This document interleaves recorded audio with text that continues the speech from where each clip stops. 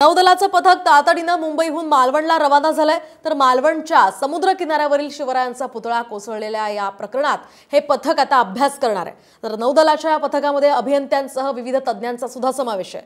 तर हे विशेष पथक अभ्यासासाठी आता मालवणला रवाना झालंय।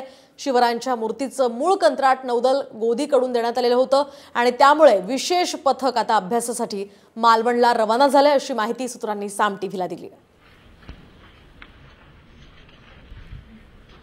तर आज मुंबईसह राज्यभरात दिवसभर दहीहंडीचा उत्साह असणार आहे। कारण धक्काबुक्कुम गोविंदा रे गोपाळा बोल बजरंग बली की जय असं म्हणत रस्त्यांवर गोविंदा दिसणार आहेत। आनंदासोबतच मानवी मनोऱ्यांचा रोमहर्षक थरार सुद्धा आज पाहायला मिळेल। तर विधानसभा निवडणुका तोंडावर असल्यामुळे राजकीय पक्षांनी सुद्धा तरुणांना आकर्षित करण्यासाठी लाखोंची बक्षिसं ठेवली आहेत। विशेषतः मुंबई ठाण्यामध्ये दहीहंडीचा हा उत्सव जोरदार साजरा होणार आहे।